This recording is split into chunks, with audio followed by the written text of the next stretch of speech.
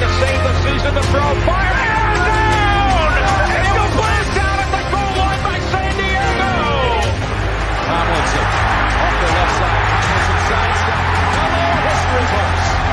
There's the half to here's Sproles. Sproles inside the 10, inside the 5, and the Chargers win the game.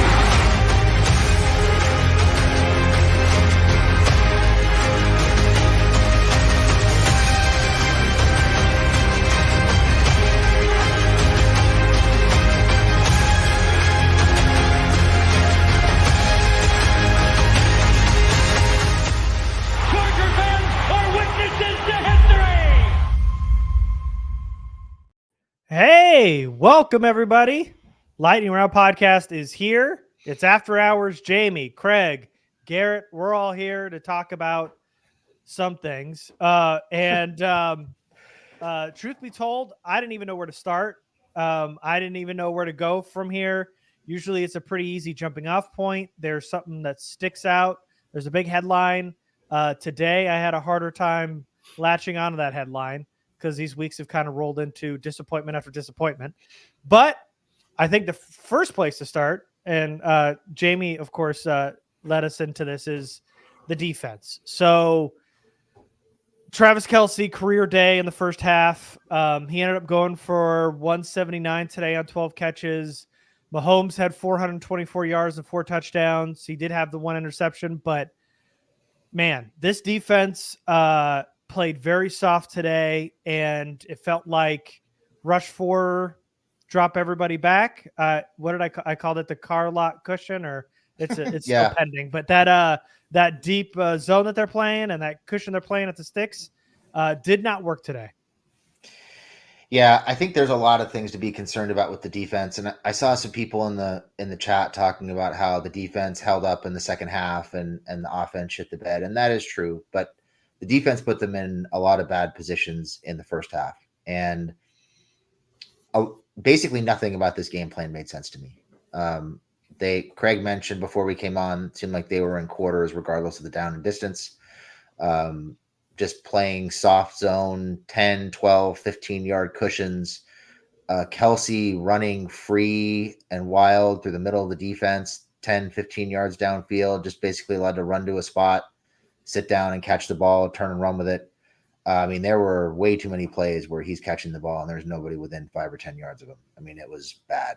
It was almost as if they didn't watch tape on this defense, because this defense was not creating explosive this offense was not creating explosive plays for the Chiefs through the first 6 games. Rice was having a hard time making plays. Sky Moore was not productive. They just lost their most productive receiver in Justin Wilson, who didn't play today.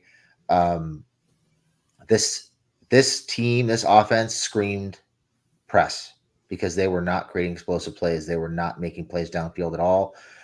They had to get up in these guys' faces and beat them up and make them earn their way down the field. They didn't do any of that. They just dropped back and let them catch the ball. And I'm just wondering what they did to prepare this week. It was better in the second half, but what they did in the first half was completely unacceptable. It just screamed not prepared. It was like they thought they were still defending Tyreek Hill, and they didn't watch any film on this team. So pretty alarming for me that a defensive head coach put that game plan together, and that's what they thought was going to win them this game. And it was Justin Watson. I just wanted Watson. My bad. Yeah. I knew where you were going, but I had to look it up because I knew that didn't sound right. But yeah, he wasn't even there today. Greg? So I'm start off with some good news. It looks like I'm going to win my fantasy matchup this week. So nice. Really happy about that, man. That's good for one person. Yeah. And the only person here and watching that cares about that. But go ahead. Yeah, absolutely. I mean, again, I have to find my victories where I can, because apparently for the team, no one cares about your fantasy team, Craig. No, absolutely. No one but me. That's fine. I accept that. But again, I find my joy where I can, because this team is not supplying it for me. So, with that being said, defensively, this is a joke. They have one offensive weapon primarily. Again, Jamie already mentioned it. There's no Tyreek Hill. Why are you defending the deep portions of the field as if you're afraid to get beat deep when the primary weapon is utilized underneath up the seams. They hardly use him on the outside at all. But the fact that you went more than a half without making an adjustment to even put any priority. You did not make him a priority. You decided that you were going to wait until the fourth quarter to start double teaming him. There was no resources allocated towards the main threat in the passing game. Let's give the running game props. Run defense has been very good so far this season. It was something that was an Achilles heel. But you know what makes absolutely no sense? It's the fact that this defense is designed to stop explosive plays, and it invites the run. Now it's pretty good at stopping the run, and all it does is give up explosive plays. So nothing about this makes sense whatsoever. And the fact that the adjustments don't seem to come until it's pretty much too late, and then it's like you plug one hole and another one shows itself. So you can go a half where the defense isn't playing all that well, and the offense looks okay. They're at least making a game out of it, and then it flips on its head. But if we're just focusing primarily on the defense, I'm through with this whole Brandon Staley being a defensive genius thing. I mean, I've been there. I just didn't vocalize it the way that I really and truly feel it. I'm over Brandon Staley defensively. Our scheme does not work because it doesn't fit the players that play it. And he is dead set on allowing these soft cushions and inviting teams to convert on third down, regardless as to the distance. It can be 3rd and 2. They're still playing 5 to 7 yard cushions, 2 or 3 yards beyond the actual sticks. Hey, go ahead, catch a hitch route and turn around and already be at the sticks and keep this drive going. They're depending on 4 rushers to get home.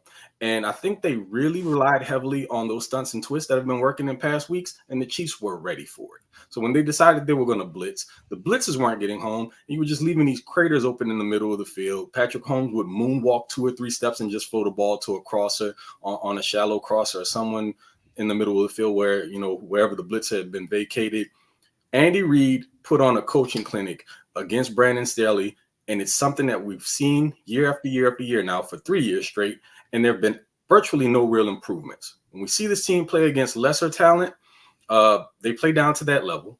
When they play the elites, then they get embarrassed. And even though those scores don't look all that bad in all these one-score games, because, of course, today is different. We didn't deal with that today. But it was still a clinic. Andy Reid had everything he needed ready for Brandon Staley because clearly Andy Reid understands what it takes to beat this defense and scheme for it. Whereas Brandon Staley just rolled in with what he typically does and assumed that, something was going to be different this game.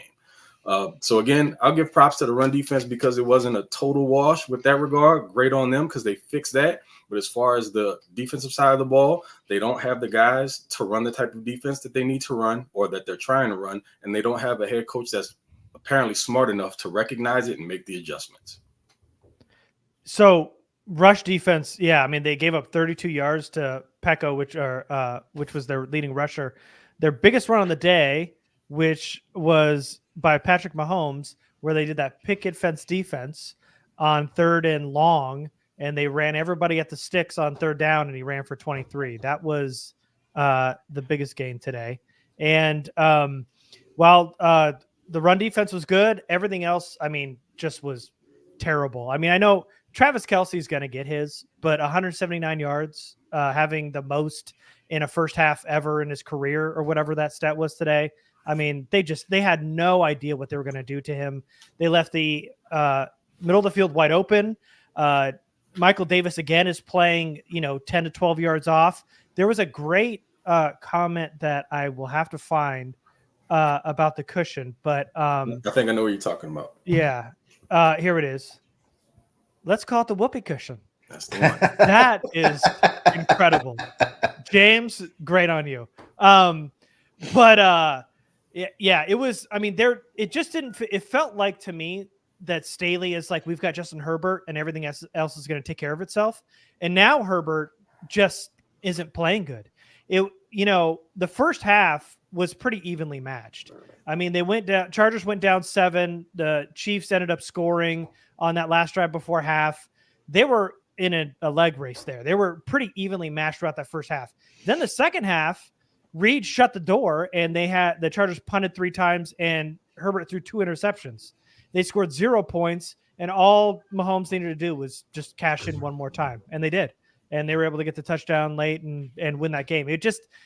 there wasn't a good game plan today. I don't feel like Staley is doing much now other than Justin Herbert is going to carry us this season.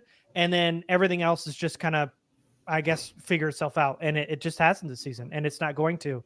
And now I think, which Jamie mentioned in the Discord, is and on text, is we got to have a serious conversation about Justin Herbert going forward. Yeah, I think we do. I think there are some red flags here that are popping up.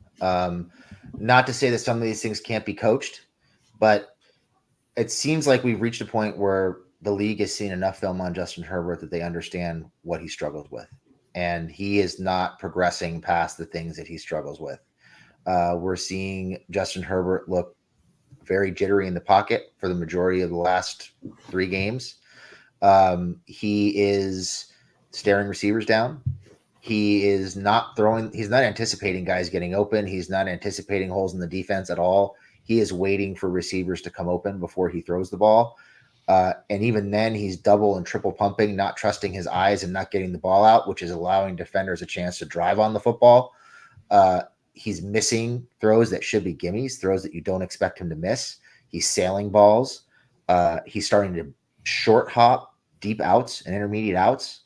The footwork is breaking down, and he's looking more like the guy that we thought we were getting when he was drafted than what we had the last couple of years. So, and I don't know how much of it is him. I don't know how much of it is just the way he's being coached, but for all the physical gifts that he has right now, and they are many and they are abundant, I don't want to say mental side, because I don't want to sound like I'm calling him stupid, but that side of the game where he is seeing and understanding and anticipating things is not there. And if anything, it is regressing. And it's causing problems because he's starting to force throws. He's taking sacks he shouldn't take. He's just not seeing the field well at all. And outside of the Minnesota game, it's been a pretty common theme for the majority of this season. And the big difference in the Minnesota game was they blitzed the shit out of him, and the middle of the field was wide open. And for the most part this year, he has not had that. So I think it's time to start asking if what they're teaching him and if this scheme works for him, and what they need to do to help elevate him to the next level. Because whatever's going on in that room, in the meetings and on the practice field, is not working, because he is not progressing. At best, he's plateaued, but I think in a lot of ways he's regressing. It looks like he's playing with anxiety. He's super uncomfortable, and he looks like he's anticipating pressure before he even gets home. And he's seen a bunch of it these last few weeks, especially up the middle of the offense. And I cannot overstate this. They miss Corey Linsley badly.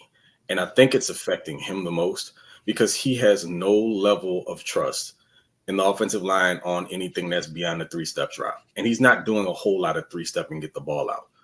I thought that the fix for this was to come out and run a little bit more quick game and maybe spread the Chiefs out. But it didn't seem like that was part of the game plan. They were running still a bunch of condensed sets with these really tight splits for the wide receivers. And even then, those routes were taking a really long time to develop. When you're talking about, those intermediate crossers, some of those deep post and corner routes, you can't expect for those to be completed regularly when there's pressure in his face as often as he's been seeing it. And on some of his drops, I also notice he's starting to drift in the direction opposite of where he thinks the pressure is coming from. That's a problem, because he's not even sitting in the pocket as if it's designed. He's almost creating pressure where it doesn't exist for himself because he's anticipating it. And so in some ways, he's a little broken, and they have to get their handle on that as quickly as possible. And that is a mental thing. Not to say he's dumb, but it's just in his head. And so he's seeing things that aren't quite there. His touch on the ball is all but disappeared. If he's not lasering it, then the ball's not getting where it needs to get to. And in some instances, I don't know if it's coming out wrong, and I mentioned this before. I think I might have said it in the Discord. I know that thing with his offhand, the being taped up, doesn't necessarily affect his throwing motion. What I do think it affects, though, is quarterbacks, and Herbert does this, they have a tendency to spin the ball before they throw it, like as they're setting up in their drops. I would imagine it's very difficult to do that with a splint and a glove on. So you have to change that up. And something as simple as that may affect your level of comfortability throwing the ball because it's routine. So I'm not making excuses for him because there are things that he needs to be able to overcome. I just think it's less about suddenly he's just not very good, and it's a combination of things. But it's things that he's going to have to figure out how to get over because I don't know anything about where Corey Linsley currently stands. There's a very good chance that, for all we know, he may not come back. And then you're just going to have to figure it out without him. But then that also comes down to coaching and being able to put him in more advantageous situations. The running game got going. I appreciate the fact that they were at least balanced because early on it seemed like the run game wasn't going to work very well, but they were able to get things going as the game went along. Mm-hmm. So you were helping him out in that regard because ideally, if the run game's going, it should aid in the passing game and your ability to do play action. Well, great. The problem then is guys aren't getting open and you're still getting pressured because Steve Spagnuolo is an outstanding defensive coordinator and he designs these blitzes up in his sleep. And he understands how to counteract what the Chargers want to do. He understood their game plan and he blitzed on. He didn't wait until third to always do it. He did it on the downs when he knew play action was coming or where Herbert was going to boot out. He would send blitzes from the side that Herbert was booting to. So that just goes to show you when we're talking about coaching clinics and guys going in there and doing their homework before these games. On one side of the field, you saw two coaches that were very well in their bag about what needed to happen for this game. And on the other side, just looked at guys who clearly either weren't prepared or came into the game and weren't able to make adjustments. So I hate this for Herbert, and he's going to continue to get this criticism that I know a lot of us out there hate to hear because we believe in him and think he's a great player. But there's not a whole lot you can do to defend him right now. He's playing poorly, and we just kind of got to eat it. Yeah, it's hard because you do want to make excuses. I mean, not having Linsley there. I mean, we saw what a field general Linsley was last year when he was out, and then when he came back, what a different player not only Herbert was, but a different team and offense it was with Linsley. And we know Eckler's not 100%. That hand is definitely bothering him. I know. There's been so much talk about it, not being an issue. It's the offhand and all that other stuff, but the way in which he's having to reach around and do the the way he has to go out and hand that ball off with his offhand now because of the split. Yeah. Walking right into that one. had to extend for those handoffs. Not having Mike Williams, the team not being able to figure out what to do with their first round draft pick. They didn't have Gerald Everett first part of the game today. There's so many excuses, but really it's just not working. And it doesn't feel like there's been much of an adjustment. And I know defensively they clamped down a little bit in the second half and defensively they got a little bit better. They were able to double team Kelsey a little bit more. But I mean, when you allow him to go off like that in the first half, I mean, it's like it was almost too little too late at that point. There's got to be some kind of in-game adjustments before you can sit him down in a locker room to figure it all out. It's not working. And between coordinator to personnel, all of it's just off right now. And they don't have an identity. They're not playing together. There's no succinctness. We don't know if this team's good or bad yet. Right now they're just off and they're not winning games. So I guess you can call them bad, but there's no rhythm. There's nothing to hang your hat on here. This is just kind of a mess, just a jumbled kind of mess from offense to defense, giving up that big play on special teams, which they hadn't done all year. That came back to bite them. It's all off right now. And that's just from coaching staff and on down, really. Yeah. I just think they have a big problem in that none of their highest paid stars are really producing consistently.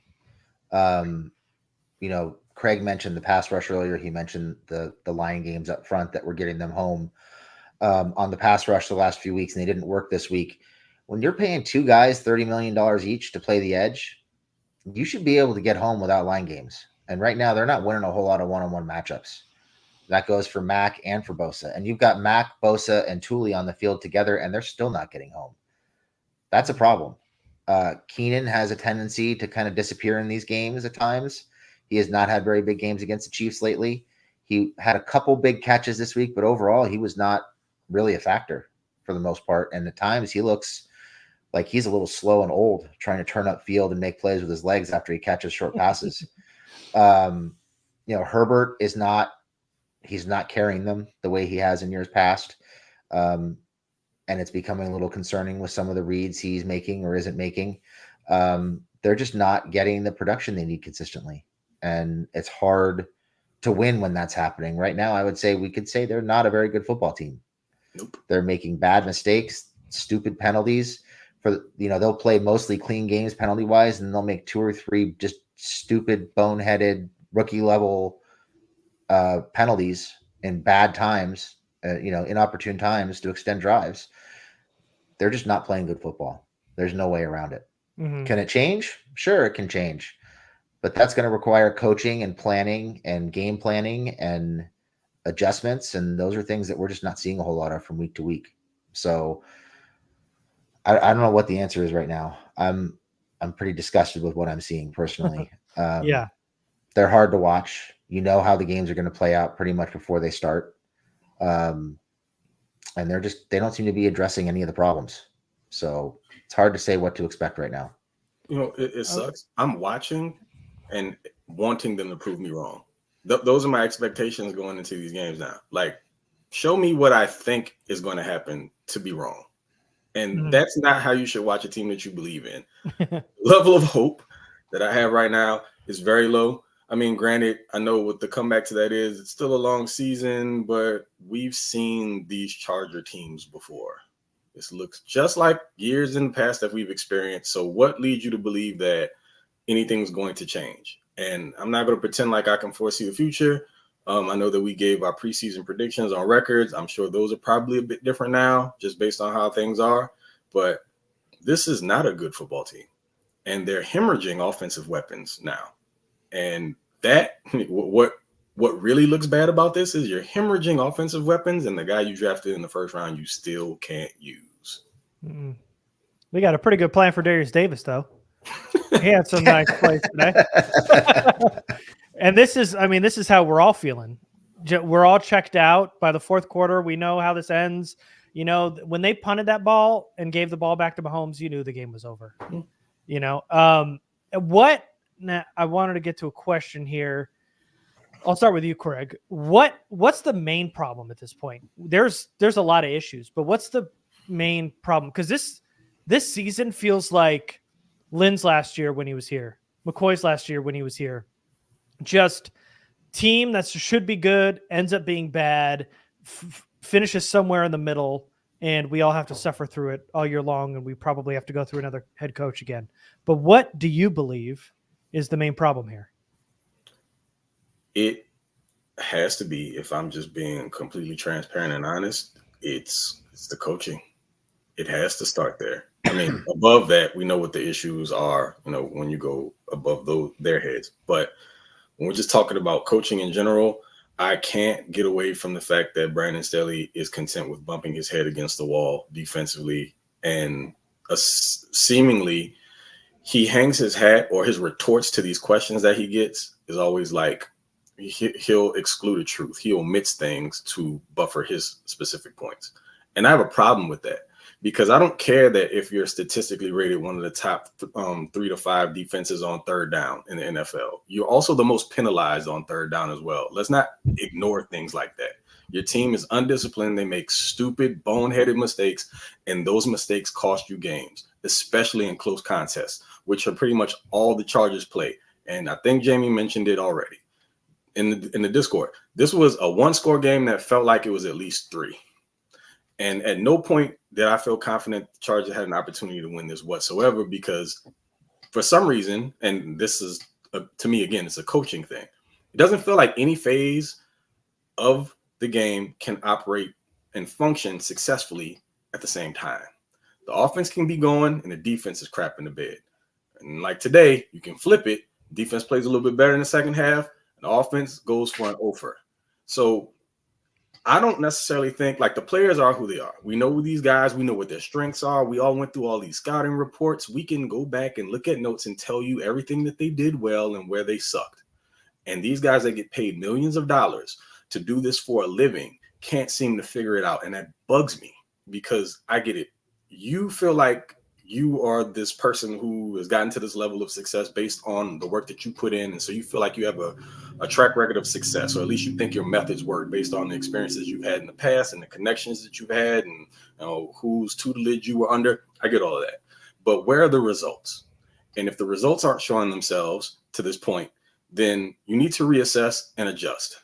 And that's where we stand right now. We have a coaching staff, specifically a head coach, that is stuck in his ways and apparently has no plans to change, because in his eyes, it seems like the scheme is just fine. It's just the players that aren't doing what they need to do. That's the impression I get every time he talks. He always seems to be referencing, being in position properly, playing the right leverages, things of that nature, guys being where they have to be, but it's never really the scheme. And, it comes down to, it's a Staley thing, and I don't know how much longer he's going to be around. I still don't see him getting canned before the end of the season. But again, being really long-winded here about it, long story less long, coaching, and specifically Brandon Staley. You going there too? I think it's a multi-level answer. I think coaching is a big problem. And without getting into the front office, I also think maybe as fans who want this team to win, we have a tendency to overstate how good some of the players on this team are. Even some of the star level players on this team. I think they're reaching a point where, to a large degree, this roster needs a reset. Keenan's getting old. Mike can't stay healthy. Eckler's probably going to be gone. Bosa's not getting home. Mac can't get home versus one-on-one coverage. They're not getting anything out of the interior guys that they signed and paid big money to. They've got nothing at the second level. The secondary is terrible. The offensive line is not performing. I think a lot of the offensive line issues are fixed with a better center. I think the lack of communication that they're having in the middle of the line, that they're not recognizing and passing off games up front, things like that. They're not seeing blitzes. That can be fixed with a better center, I think. But there's still issues, I think, throughout this roster. And maybe this team just isn't as talented or isn't as good as we thought they were. We keep waiting for them to take that next step. We did it under McCoy. We did it under Lynn. Now we're doing it with Staley. It's by and large a lot of the same players. So maybe they're just not that good. And they don't have the coaching to help elevate them.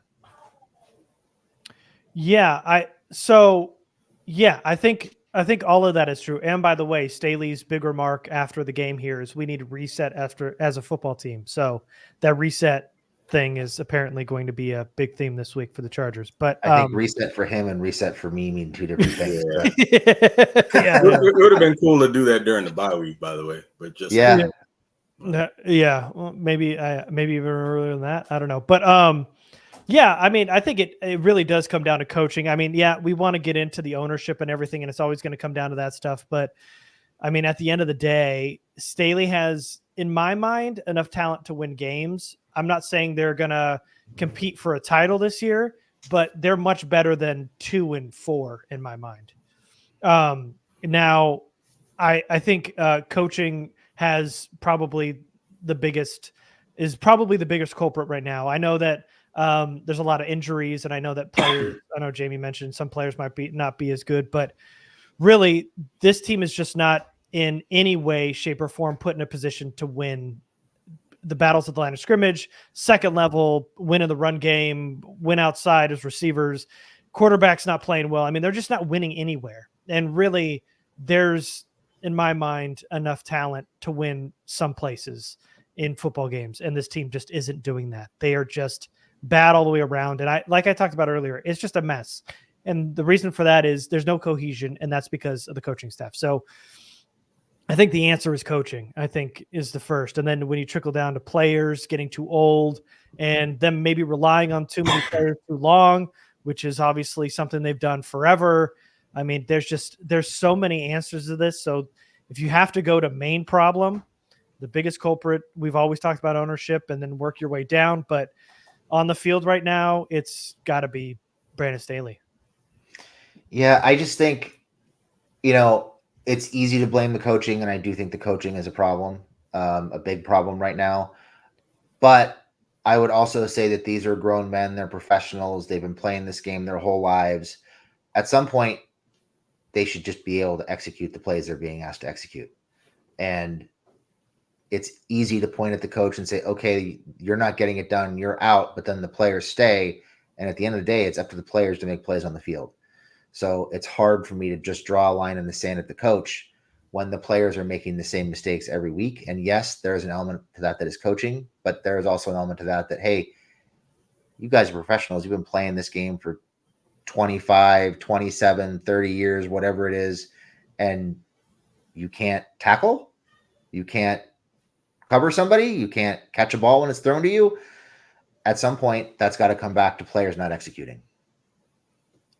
No, I don't disagree with that at all. And I mean, I do lean on coaching super heavily because I feel like that's one of the things that are the difference between the professional and college game. You can win on college and college off talent. The separator in the NFL is coaching. It typically comes down to that. And these guys do need to be better fundamentally. I just feel like they're not put in the proper positions to execute as they should more often than not. For instance, in a perfect world, everyone's healthy. Then, yeah, I mean, I think they play okay. It's just that when something goes wrong, if it's not lined up perfectly, that's when everything falls apart. And football's not, you can't realistically play football that way. You have to be able to make adjustments based on what your team is for that week. And if you're missing guys, or if you also notice that, you're going into a matchup where there's a particular weapon that you have to account for, and that is the team's main weapon. And I'm sorry, I have to keep going back to Brand Staley on this. You had one job: eliminate or at least contain Travis Kelce, and that's probably a different game. If Marquez Valdez-Scantling beats you, then you might have to just live with that. But what you can't do is go into the game and ask your guys, specifically corners on the outsides, to line up 12 yards off the ball and go make a play on a wide receiver who has at least 10 to 12 yards of runway in front of you. And then you have to break down, make the tackle beyond just allowing them to get the first down, but then stopping them from creating a big play afterwards. And you have to do that down after down after down after down. What makes them play to their best ability and most optimally is putting them in positions to succeed. And the coaching staff is failing at doing that on both sides of the ball. So there's blame to go around. The guys have to play, of course, because they're the physical talent on the field. But, man, I can't give a pass at all to these game plans that are rolling out every week. And we can pick at them every single week. We can see with our own eyes what isn't working just from a game planning perspective. And guys having to overcome poor game planning is not something they should have to do regularly. So a lot of people saying that it's going to be a tough game next week. They play the Bears. Do they beat the Bears at home? Do we think that happens? First of all, is this still going to be a Sunday night game? I would say no. They're going to flex that out? Okay. All right. First off, no. Okay. And then do they beat the Bears? I think they do. I think they do because the Bears can't throw the ball down the field. I mean, everything is within 5 yards of the line of scrimmage. I think if they can stop the run and they can get out to an early lead, they should be able to win the game because I just don't think the Bears are very good. Do you think they lose this one, Craig? I think they win. I mean, no Justin Fields, so you don't have to worry about the mobile quarterback side of things. And, yeah, same as Jamie, they can't really get the ball down the field. What they're going to have to do now is, and I still don't know if they're going to do it, is as opposed to playing that soft cushion and zone, they're going to have to play up because the Bears have playmakers that can create after the catch. And if you're going to give them that much space to operate, then they may break you down in the open field. But I feel like, this is maybe potentially a get-right game for the Chargers, but I say that without having a ton of confidence in it. But I think they figure out a way to get a win. Jake has let us know that it is locked in, deadline passed, so it is definitely going to be Bears-Chargers Sunday night. And they just beat the Raiders today, but I agree with you guys. I think they end up getting that win. Now, there was a question about the deadline. Do you think the Chargers should be seller? It's October 31st. Is it time to start selling some guys off, or are you still kind of in C mode? I think they're in kind of a gray area. They've dug themselves a hole, even though I never really expected them to win the division. just because they play in the same division as the Chiefs. I did expect a wild card, and right now they're 1-3 in the AFC, and they've lost to 2 surefire playoff teams. So they have an uphill battle in terms of making the playoffs. If they finish in a tie with pretty much anybody, that AFC record is going to kill them. So I think if they go out and they shit the bed against the Bears, even though they're not an AFC competitor, I would say it's time to start looking at selling people, because 2-5, the defense is bad. They're not effective on offense. I think it's time to start thinking about packing it in, because they're going to have a really hard time battling back. They won't, but they should. Mm-hmm. I think it does all depend on what happens here going into next week, because I think it's a really difficult proposition unless some of these guys are the names you're going to be selling off to start moving guys out and having vets like Keenan and Bosa, Mack, and Derwin believe that you're still in it to win. I mean, again, granted, a couple of those names could be guys that you're like putting on the block. So, that, but I am not convinced that the Chargers really believe that they're completely out of it. Like, of course, there's more season to go. So I could see them justifying it to themselves within the building is like, we got a couple guys that are hurt. Same thing as always. We get some guys back. We're getting better health. We can compete. And they're not so far in the tank yet to where they should be selling, I guess, internally, as far as what they believe. I absolutely believe they should be sellers at the deadline, though. I think this is not like, it's more of a retool as opposed to a rebuild. And proof in that, to me, is that 31-year-old Keenan Allen should not be your primary number one offensive weapon. He should be complementary. And the fact that he is should tell you all you need to know. This is not a team that, as currently constructive, is going to be very competitive, even though we see teams out there losing games that probably shouldn't, like the Buffalo Bills, for instance. Mm-hmm. I mean, would you take the Chargers in a matchup with the Bills right now? I mean, I don't think that would turn out very well as things are right now. So, no. And do I think they will sell? I don't think they will. I do also believe that they should. Yeah, they probably should. I get the argument that being in a buyer's market right now, when you know that there's going to be a lot of turnover this offseason, could make some sense, but you're probably taking on some big contracts, and I'm not sure that's going to make any sense. I also don't history we've seen. They're not going to go out and make any big trades. I mean, they did in the offseason for Khalil Mack, but not for a deadline. If they're trading guys away, it's usually like late rounders. We saw J.C. Jackson go for a late rounder. Jeremiah Sirles go for a late rounder, but that was kind of during cuts. Dicker went for a late rounder. That was during cuts too, but it's not like they're taking any big swings and trading away any guy that could be in their mind contributors. So in order to be sellers, you have to, look yourself in the mirror and kind of know what you have. And I don't think Telesco has that wherewithal to say, hey, maybe we're out. We got to kind of pick it back up next year. So I say they absolutely do not do it. Quick question, though. Who would you sell, and what do you think you could actually get for them at this point? Just based on reach and, I guess production to this point.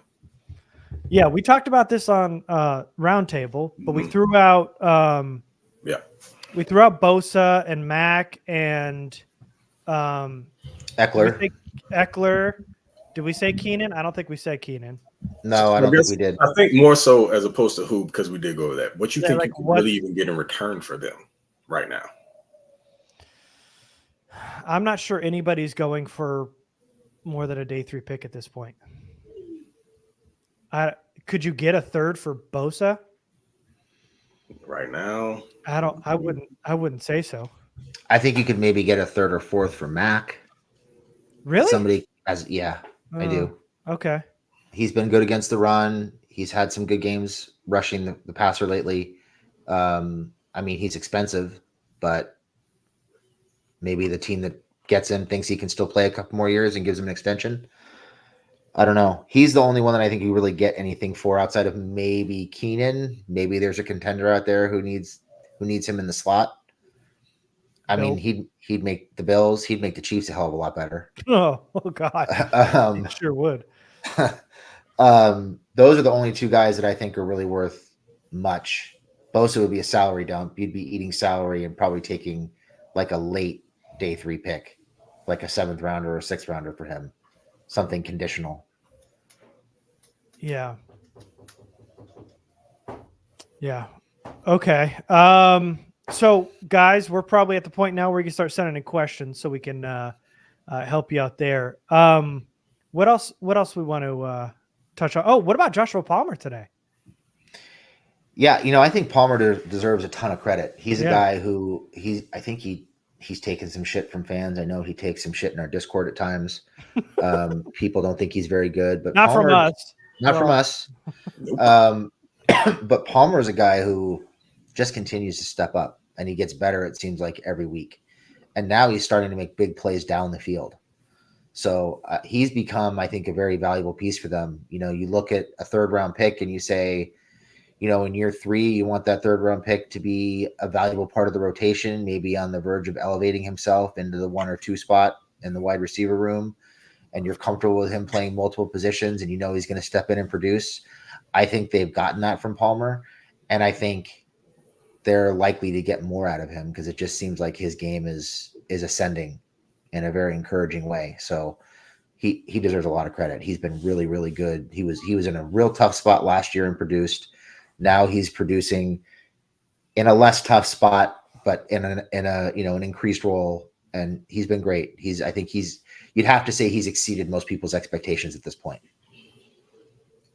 I mean, I had to stand on a hill for Palmer in our Discord many times. It's not a bunch of people, just a few. They know who they are. And he showed me a lot just last year, having to step into that number 1 position and producing like he did. I mean, he's not a number 1 wide receiver, but he had to play the role. And I think he was more than serviceable in that regard. And this year, you're just seeing it game by game, more and more production and showing that he can be a capable number 2 wide receiver. And we can go all the way back to when he was drafted and what we thought the original plan for him would be. It's kind of always, to me, been an either or thing because he had elements of both Keenan and Mike's game. So it just kind of looked like a safety net, not necessarily someone that they wanted to come in and play either one of their positions, specifically speaking, because he doesn't have their skill sets to their degree. But he could be a replacement in the event one had to go. And paying the 2 what you did, that was ultimately going to have to happen. So I'm really happy with what I've seen from him. And we need him to continue to produce because if Keenan gets locked up, you forget Quentin Johnston's even on the team. Mm-hmm. So, I mean, this is where we are now. It's unfortunate. And he's starting to take on a little bit more of that volume and production that you would see maybe from Eckler if he was healthy. So he's kind of sort of filling that gap, but in a different way. Yeah, I mean, we saw flashes of it last year when he had to be the number 1 wide receiver. He didn't quite live up to the hype, and I think that's why fans kind of soured on him. He had some drop issues and everything last year, but man, that weapon downfield, kind of almost stepping into that what Mike Williams kind of gave the Chargers kind of role now, where you can hit him downfield. He had over 100 yards today. He had that big 60-yard reception today. Can really get open downfield, and the hands have shown to be pretty good and making some really good contested catches too. So he's been really, really impressive. And he was by far the Chargers' best receiver today.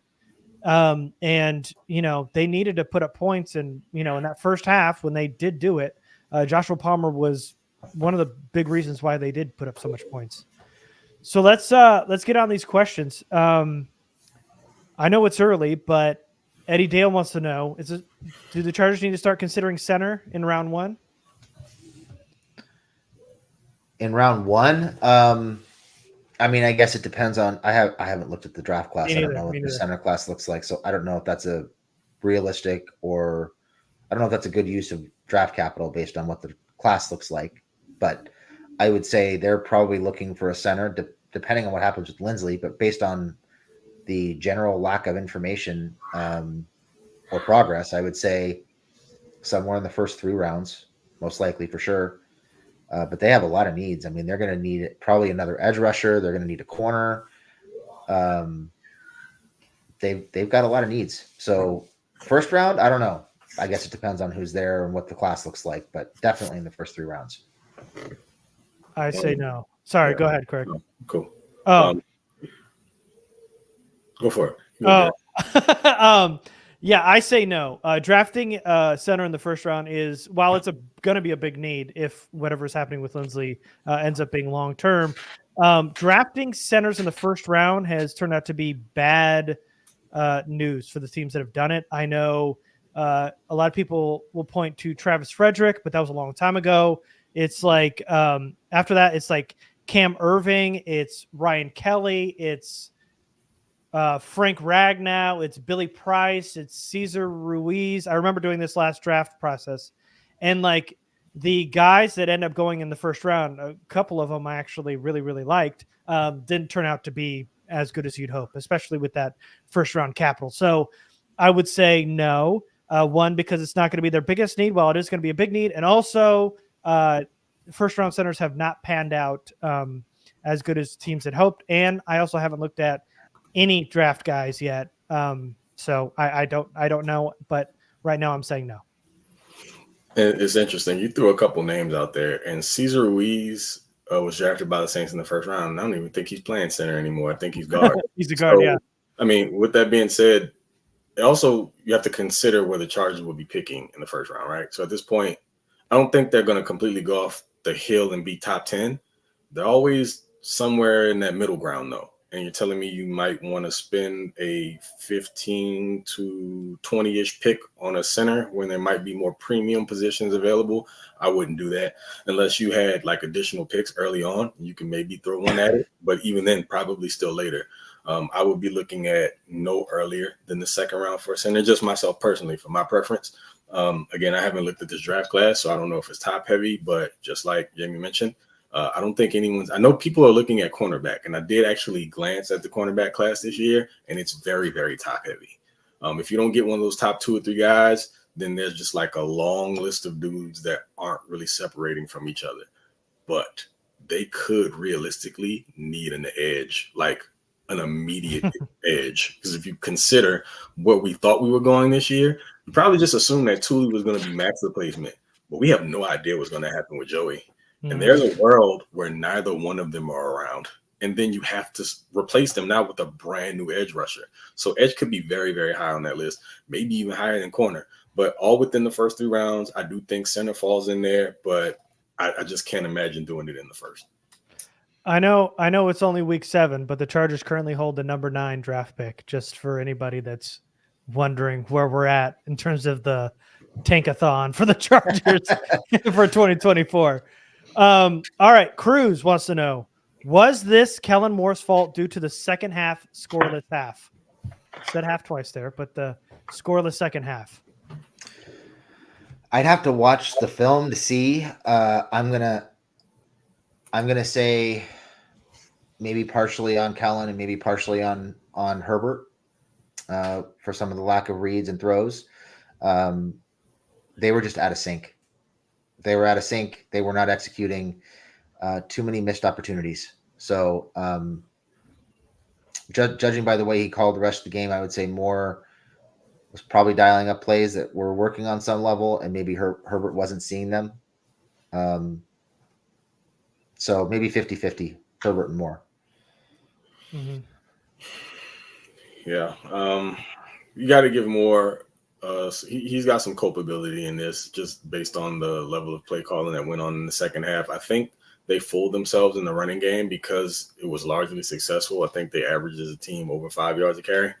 And I think in scenarios where they found themselves in short down and distance, they assumed that since they had been mostly successful in the running game, they could pull it out. But I think the Chiefs kind of played into that also. And so they were ready to counteract. I don't think Kellen got clever enough on those specific like third and shorts. He just went for the conservative play call, and it came back to bite him because they were also doing this in the negative portion of the field in their own territory. So Staley couldn't go Staley, or at least he wasn't willing to do it and go for it on 4th down and 2 or 3 at their own 40 or, behind that point on the field. So I think Kellen Moore kind of backed himself in a corner because the running game being as good as it ended up being today, and a lot of that had to do with like a 75-yard run, a 49-yard run by Kelly, so the numbers look a little bit better because of that. maybe lulled them into a false sense of confidence in the run game, and it just didn't work to their advantage when he tried to pull it out. And then, yeah, you got to put blame on Herbert because he's just missing throws that we thought he had grown into making more of. We've seen it. Like, we've seen him develop and start making throws that he wasn't making year 1 and 2, and now it's just he's taking a step back.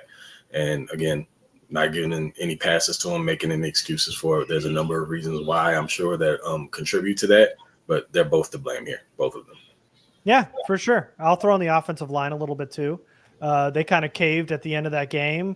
Herbert had to take too many sacks towards the end. Felt like Spagnuolo adjusted in the second half, really shut the door. Kellen Moore couldn't open it up, and Herbert was just not good in the second half. So I think there's a lot to go around. You could put the receivers in there too, but yeah, it's Kellen Moore's fault. It's Herbert's fault. It's, everybody on the offensive side, really, it feels like. Next up is Slim. What realistically needs to happen for the Chargers to fire both Staley and Telesco? Let me give you a hypothetical. Chargers finish 9-8. They just missed the playoffs. Does Telesco and Staley both get fired? Do they keep one and not the other? And if so, who? What's your answer, Craig? We always find ourselves in these scenarios, right? The Chargers are middling, and there's an explanation as to why. So you can blame injuries. Let's say they get on a run to end the season, and you can justify giving the coaches another chance. In order for both of them to get canned, it would have to take the bottom falling out for the remainder of the year. Do I think one goes as opposed to the other? I've recently started feeling more and more like I could see a world where Telesco sticks around just because he's essentially a middleman and he holds John Spanos' water. And you may not find very many guys that are able to do it to the degree that Telesco is. And John may be comfortable with him in that regard. Staley, I think I can't see Staley coming back for a fourth year. I can't see it. I can't see the justification in it. Even if they play close towards the end of the year, just barely missed the playoffs, you still have a coach whose the name of his game is defense, and he's not produced for 3 full years. So you can't give a pass to that. That's your calling card. You haven't been able to do it.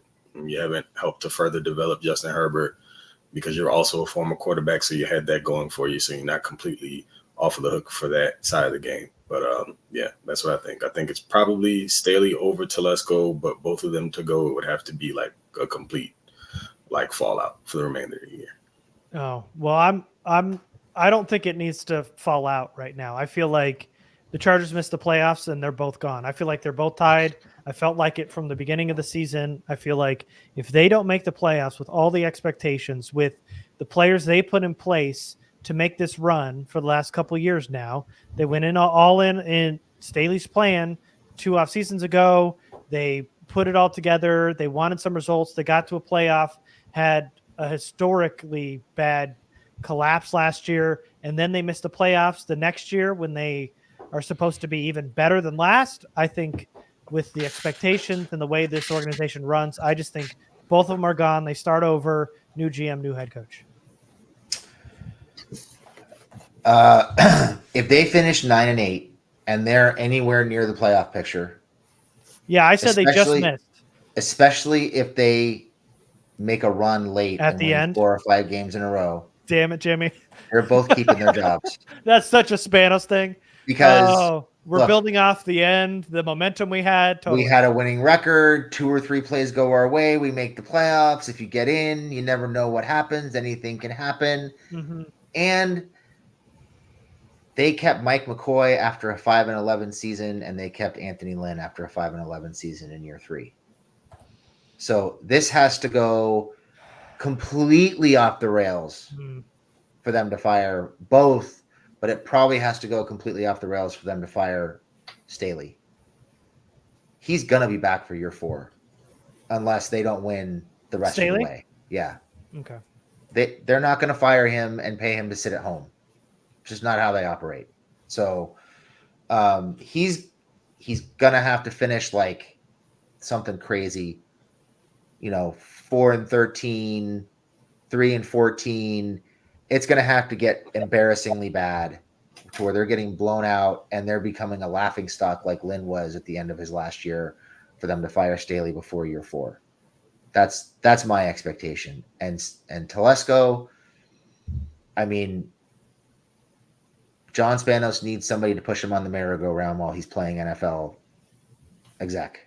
He needs somebody behind him to push him on the swing set. So they play real good in the sandbox together, and John gets a mean cup of coffee, or Tom gets a mean cup of coffee. So I think if it goes completely off the rails, they both get fired. I think if it doesn't go completely off the rails, there's a chance maybe Staley stays and Telesco goes, but I think they both probably stay. Okay. How do you guys, and let's fire these off pretty quick because we're coming towards the end here. How do you guys think Bosa will be remembered by Chargers fans? Is it going to be the penalties that are going to come back, the boneheaded offsides penalties he has, or is it going to be that he's one of the better pass rushers in Chargers history? I think fans have mostly already soured on him. It's going to be the injuries and the penalties. Not being available more than anything. Right there. Pretty much the exact same sentiments. Is going to be that he was injury riddled and he potentially cost the team a couple games. So not what you thought he was coming out of Ohio State in those first few years, and the excitement behind that and being one of the top edge rushers in the league. These last few years have sullied it. I think with time, people will remember Bosa for the pass rusher he was. I feel like this feels like Chris Dielman to me. Remember, like Dirty Dielman? Like people hated Dielman for a long time, and they didn't think he played very clean, and he had penalties all the time. And I swear, if I don't hear like, man, we need Dirty Dielman again on this line when they were having O-line issues. I mean, fans are back on his side, and he always kind of towed that line a little bit. Bosa, not outright as dirty as Dielman was. So I say they remember him as a good pass rusher eventually. I think all that goes away eventually. I don't know, man. You don't know? I don't know. Right now it doesn't feel like it, but he came in with a negative taste in everybody's mouth because of the but holdout. look how quick he turned it around. Yeah, People and now love it's him. flipped on its head. He melted down in the playoffs last year. I don't know. And to add to that, like with Merriman, people turned on him, and now people love him because of the personality and the visibility. Joey's going to go away, and he's probably going to disappear. Oh yeah. And there was no personality to tie to him. We never really got to know him outside of seeing him melt down in the playoffs last year. So I think it's going to be really hard for him to be remembered fondly just because we don't know him, and our last images of him are going to be he's hurt on the sideline or he's, throwing a hissy fit on the sideline when things don't go his way. It's a sandwich with stale bread, man. Top and bottom. Like he came in on a bad foot and he may end up leaving the same way. In the middle, you got some good, but outside of that, ultimately, and when you're talking about offensive linemen like Dillman, you want your offensive lineman to kind of be rugged, kind of maybe a little dirty. Like you respect that in the trenches that way. With Joey, it's more of just not playing very smart football and letting his emotions get the best of him and potentially costing the team in that way. I think just based on the position, there are different expectations that come along with that. So it might affect how you view him going forward. Okay. All right. Somebody asked that I lost the question, but what are the odds that Keenan Allen and Mike Williams are back in 2024? Zero? Yeah, 0. Okay. How many percent is Mike Williams going to be back? Very low. Because I'm at like 15, 20. I was going to say less than 10. I was going to say 10. I was going to say 10. All right. So I say 15, 10, and then less than 10. Okay. Keenan? I think Keenan stays. Mm-hmm. I would say like 85, 90% he stays. Yeah. Barring like him getting hurt and missing most of the season or him forcing his way off the roster because he has a meltdown on Staley or something, I think he's back. Yeah. And I mean, he's already been spoken of as a lifer for the Chargers. Like they want to keep him around. They literally came out and said that. That doesn't mean they have to stick to it, but I don't recall the last player they did that with. at least a skilled player, should I say. Okay, now Christopher Fazzardo, how they turn the season around and make the playoffs. Give me a percentage of, can they turn this around? Because they just got to be good. They can turn it around. What's the percentage? I actually saw today that with a loss today, they moved down to 13%. That's the literal answer. But yeah, I would say like maybe 33%, something I was like gonna that. say 35. Damn, we were just in the neighborhood. Craig, are you around there or are you lower? 25 to 30%, just because I have a feeling they're going to do what the Chargers always do, and they'll find some way to get on a bit of a run later in the season and just barely make it as a wild card. Like it'll, this is the Chargers. Craig, you know this person? It's my dad, man. He came on live? Yes. What's up, Pops? Oh, what's up? Mr. and Mrs. Smith. We love you. Both of them checking it out. Yeah. We Mom love and Dad, you thank you guys. very much. Welcome to watching me suffer live. What a perfect way to end this. Mom and dad support, nothing better than that. Love you guys. Thanks for tuning in. And Craig's a good dude, so you raised a good one. He's Thanks, okay. guys. Yeah. I have my moments, man. I tried, Mr. and Mrs. Smith. I really tried. All right. Well, we're out of here. We hit over an hour. We appreciate you guys coming in with a loss like this. I don't know if it would have been easier with a one-score game or not, but I think we all kind of checked out midway through that fourth quarter, knowing how it was going to end, and you guys still tuned in. We had a really, really good turnout. So thanks, guys. We appreciate you guys. Make sure you subscribe everywhere, follow us, and we will see you next time. Thanks, everybody. Salute.